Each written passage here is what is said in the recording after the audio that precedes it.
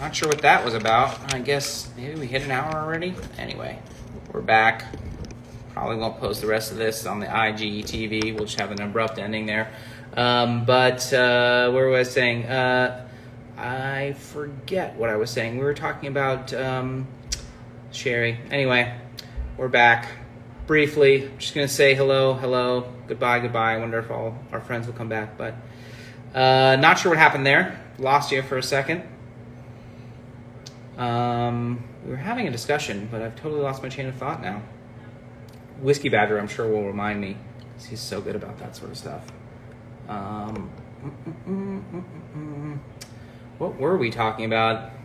Teaspoon malts, I guess. This OESQ is smelling pretty good. What did happen? I don't know. Just ended. It ended all of a sudden, and now we're back. But I've totally lost my train of thought. So, voila. Now I'm just sitting here drinking bourbon. Any other questions before I say goodbye? We are, kind of back. We got a bunch of people here now, but I was answering a question for Whiskey Addicts, but I don't think he's come back yet. So, Marvin, you get a 4 roses. So proud of you, buddy.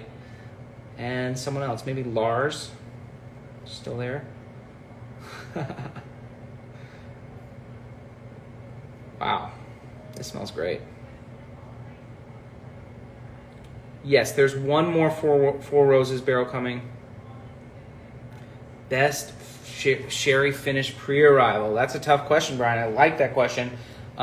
We only have a couple finished, but if you're looking for the dense sherry thing, the Old Particular Kregaliki is going to be the richest, most Oloroso-y powerful thing.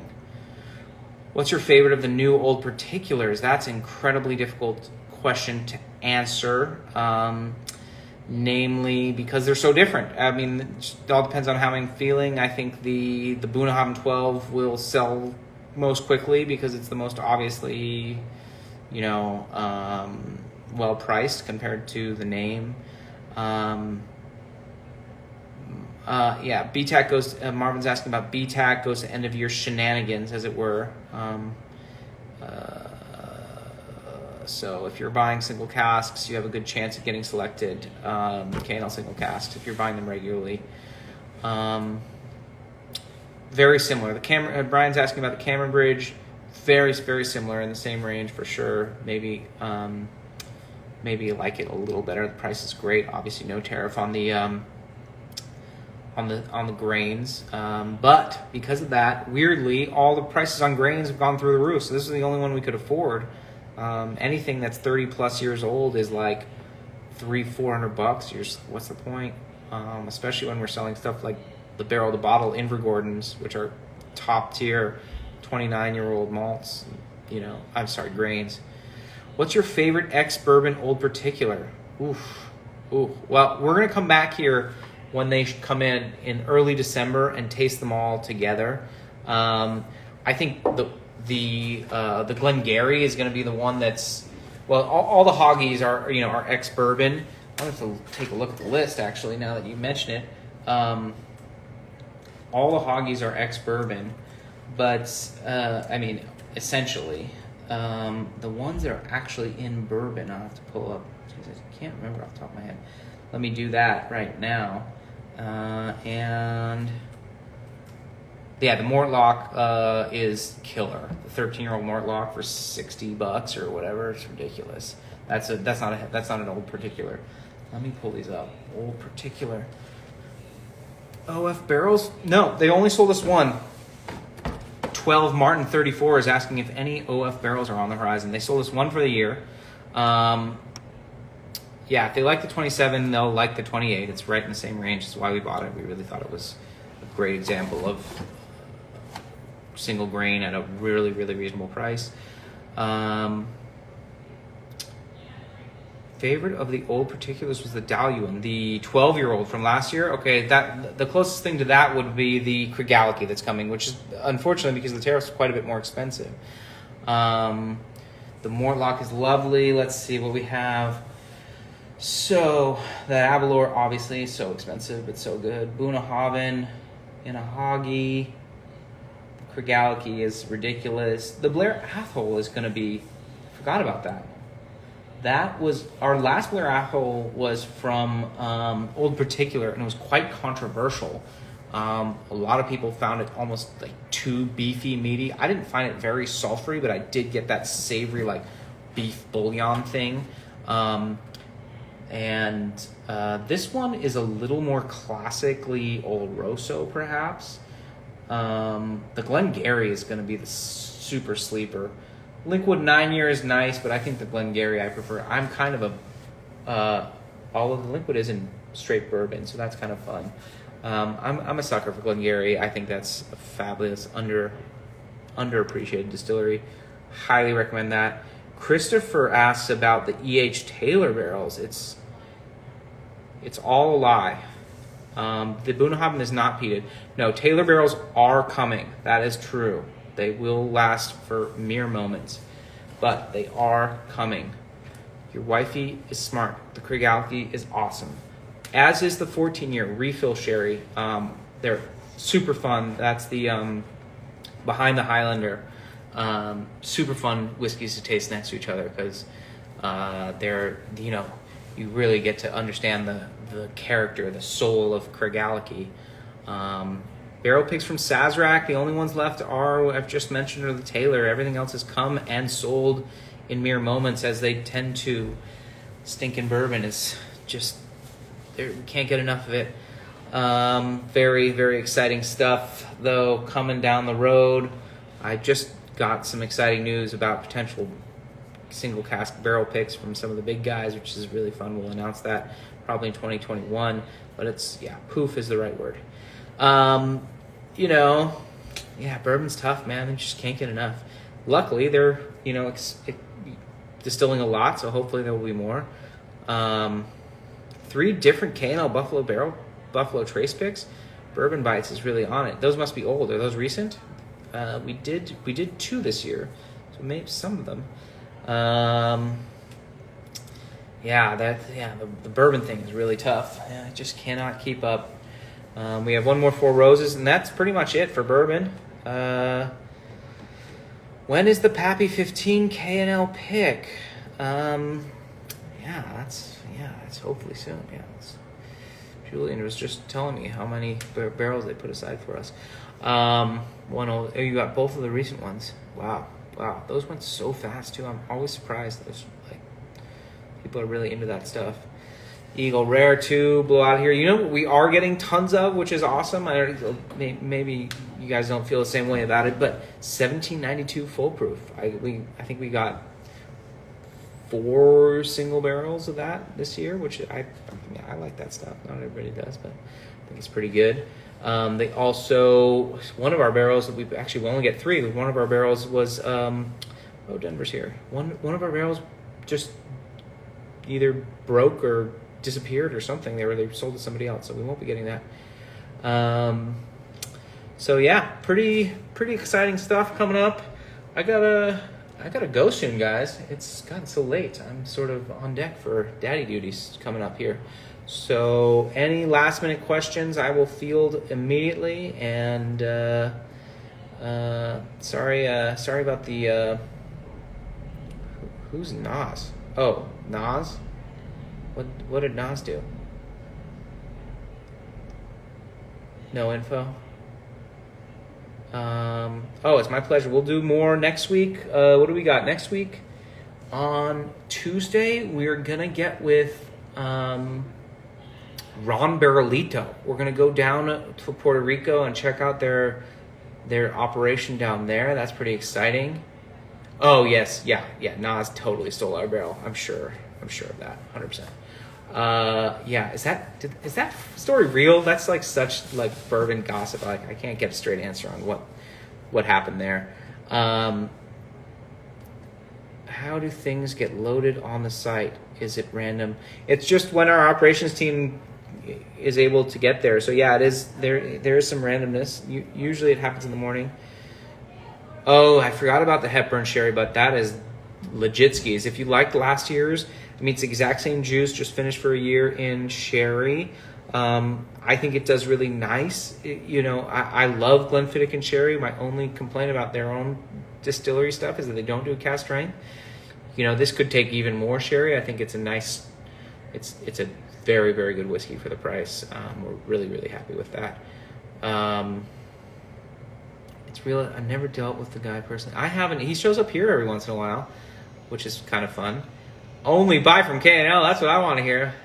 That can't be true. There's got to be. Even I buy at other stores. I mean, come on. No, not really, but sometimes. Mostly wine. What else? What else? Do I owe anybody else an answer here? How do things get loaded up on the site? Dude, I don't know, man. It's just totally crazy. It's totally crazy. One thing we are doing now is for our K&L exclusive picks to mitigate the bot activity. Do you keep the barrels you pick? I do not, Sergio. That's a great question. We give them to breweries, typically. We give a huge number of barrels to our local breweries. Right now, I mostly am working with Cellar Door in Northridge, with sour producer. They have a number of our barrels there. Very recently, it's been a little weird, so staff has just kind of been taking them home for whatever, garden stuff. If you really want one, I can look. We used to sell them $200 a pop. I'm sure that's not in. I mean, if you really want one, you can shoot me an email. I can try and get you one, but it's a little complicated because they're hard to move, and it's not a good time for doing odd stuff. Love to hear about the Blair Athol. Yeah, we spoke about it a little bit. It's not very sweet. No, it's not as beefy, funky as Wiccan Chef asked about the Blair Athol. It's not as funky as the last one we did from Old Malt Cask. It is very, very well put together. It's super balanced. I mean, it does have a little of that nutty, savory rancio thing, but it's not super sweet at all.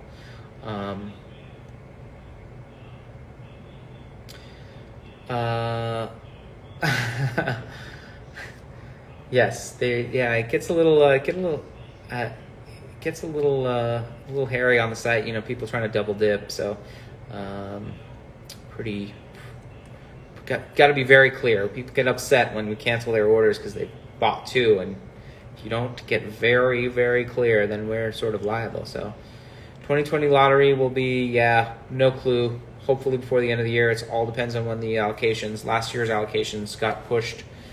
The 28 year got pushed to the end of the year. Laco is asking about the 20-year Balvenie. It's very, very good. It's just on the very ends of maturity. If you tasted last year's, even more of that tropical fruit. It stays super balanced. It's a little lighter bodied. It's excellent. But if I were going to choose between that and another very old whiskey in the same price point, I would save my money for the Glenfarclasses that are coming. 4 casks, 28-year-old Glenfarclas. Old Carter should be coming soon. Yes, there is some Old Carter coming soon. We do not ship spirits outside of California for any reason, unfortunately. I am so sorry. The Flying Philosopher, please write your state legislature. They are in charge of this. They can choose to let you do things that should be legal. So please go ahead and do that. And Russell's Picks. I just pinged them about the Russell's Picks. Christopher is asking about the Russell's Picks. ETA should be any time. They weren't able to give me exact ETAs. Bourbon Bites coming to the Hollywood store. Yes. The Farklesses, 4 barrels of Glenfarclas, 28-year-old, all bottled at cask strength, all ex-bourbon, so small-ish barrels at this age. Very, very, very delicious non-sherry Glenfarclas. in-store shopping, I've been hearing 30 to 60 days for the last 200 days. So who knows? Hopefully that'll be a thing, but operationally it's very, very difficult for us to transition back to in-store shopping from where we are. So we're not sure when that will be. December could be a thing, could be 2021. I think, maybe, the curbside's cool. What I'm hoping is like, maybe we open like a little like a walk-up window where you can, like, if you haven't done a curbside, we have, one or two people who could maybe run orders to the front. But, right now the staff is pretty stressed operationally. Just a lot of work that goes into placing your orders these days compared to walking in the shop and just pulling stuff off the shelf and going, which is great that we are busy, but at the same time, because it takes up space and work, we are, we have less space for, the floor. Like our whole store, at least in LA, is like a warehouse basically. Thank you. We're trying to keep everybody happy. Essential work, I would say. So yeah, that's pretty much all I got, guys. A lot of people just showed up right now. We're kind of wrapping up. Don't worry too much about that. I mean, we'll start bugging around 90 days. That's sort of the accepted limit. But the more you get in there, like the cheaper the hand delivery. So that's always an option. Sergio, yeah, grab your orders, man. I think I might have a nice personal psalm pick coming for you. Maybe, I don't know. Did you sign up for that? I'm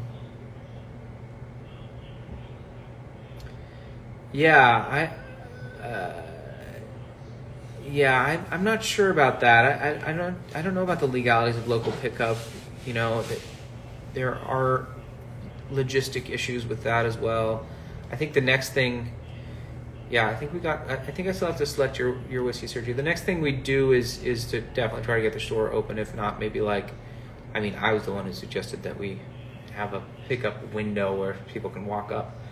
LA is nicely sort of situated for that because we have that extra door there. We wouldn't have to change things around too much where you could, we wouldn't have people coming in the store, but you could come and, look at your phone and tell us what you want and we get it for you. Oh, happy birthday, Sergio. Congratulations. How does the personal concierge thing? Yeah, the personal sommelier thing. It's just as it sounds. You select a category, bourbon or Scotch or whatever it is, a price point, a number of bottles a month, and I pick out barrels for you or whatever it is. So doesn't mean you're gonna get every store pick necessarily. A lot of it has to do with timing of when the picks come in. But if you have a personal somm and a Four Roses happens to show up, then you can get one of those or whatever it may be. So yeah, I agree with that. Okie dokie. Nothing like walking on the floor and seeing the stock yourself. It's true. Although we're a little unique in that we're one of the few stores that literally has 100% of our stock online. So it does. Although it's not as easy to flip through the website as maybe it would be just scanning the shelves. It's always more fun and more interesting. I mean, that's still my favorite thing to do. I still pop into random liquor stores even nowadays, trying to search for something. You never know. Very exciting stuff. Oh, I've got so many questions now. So all of a sudden, waffling on a. Yeah, the personal psalm thing is fun. It's some people really like it, other people find it constraining. It's not for everybody, but if you're open, it's something we can do that's pretty interesting. Most people who are pretty happy with my picks, I think. It would be really cool. Some desirable releases had a few bottles reserved for in-store pickup once you guys got back to normal pace. Okay. Suggestion noted. David picks are awesome items. Oh, thanks, dude. It's so hard to get stuff these days. Agreed. By the way, the Old Forester cask was insane. Wasn't it good? Got a lot of people were worried about that, but I thought it was pretty tasty. What are store picks? What four roses store picks are you expecting? We've just got 4 that sold out instantly, and I can't remember what the 5th is. I don't know. It's another one. I can't remember. I haven't even gotten the label approval yet, so that's probably not bottled yet, which is funny, but so it goes. Things are a little wonky this year. Get that new car. Get that new car first. Take care of yourself. There will always be whiskey here. Much less expensive right now. Can't find lots of bottles. Yeah. Things are nuts. 1920 on roids. God, I'm loving that. That's a great example. Will you be getting more of the Fortaleza Lot 100? Unfortunately, it doesn't seem that way. They made less this year, and their distributor, like our friends who sell us the Four Roses, are like, we used to get a bit of a sweetheart deal. It seems that that's been shut off. So yeah, I mean, I got 10 cases last year, and this year we got 2 cases, 12 bottles. NorCal, I'm sure, got some too. I didn't check. But yeah, it doesn't look great for the Fortaleza winter.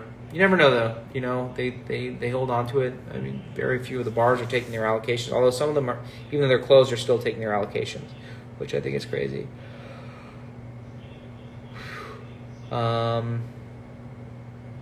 Favorite Hepburn choice? No, I do not have a favorite. They're all, I picked them all. I like them all. They're all very different from each other. All depends on what you're feeling. I think the most obviously sort of interesting is, the Cregality, the Lechig, if you like that distillery, is a killer value. Go Dodgers. See you, dude. Thanks for coming through. Yeah, they'll all be fun. I mean, most of them, I'll taste them here when they come in, so you don't have to stress too much. I don't think any are in dire straits in terms of availability, but the Sovereign, the Kalila, is lovely. We have tons of that, though. It's a full barrel. Probably the Balvenie is the one that's going to sell out first.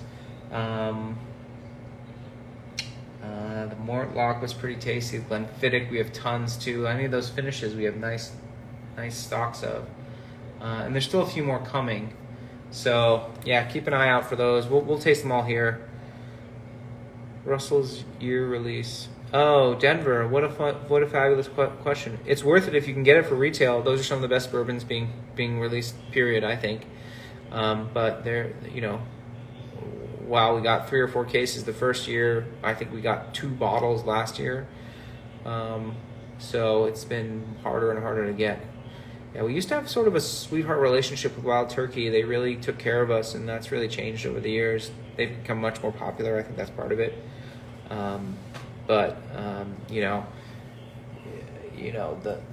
The Master's Keep series, for instance, when that first came out, I think we were the only ones buying it, or one of the only stores buying it, and we went through 100 cases of the 17-year-old rye, 17-year-old bourbon, sorry, and then, with more current releases, it's like, oh, you have two cases, so what are you gonna do?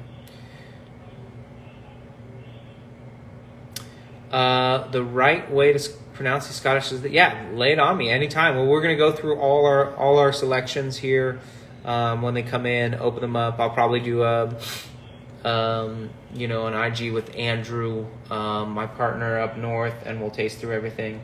Guys, I have got to go. I have a kid. I have a kid who I have to take care of. So thanks for coming. The first half is posted already. If you want to look at this. I'm still debating whether we should post the second half. It seemed a little off the cuff, but I'll think about that. And it's good seeing you guys. I'll be back next week. We have, I was saying, Barrilito rum, which will be fun. We're at the distillery with Barrilito. Email me on Dad's hat. I might be able to get that for you. And then Thursday of next week, we're doing something fun, but I'm blanking on what it is. Oh, Delamain Cognac. We're gonna be going to Cognac, going to the Shays of Delamain. So those are the two little oddball events. And then in November, hopefully we're visiting Balvenie. Middle of November. Walk through the distillery, check out the warehouses. That should be exciting. And that should be it. Yeah. All right, guys. Thanks for coming out. We'll see you next week. Cheers.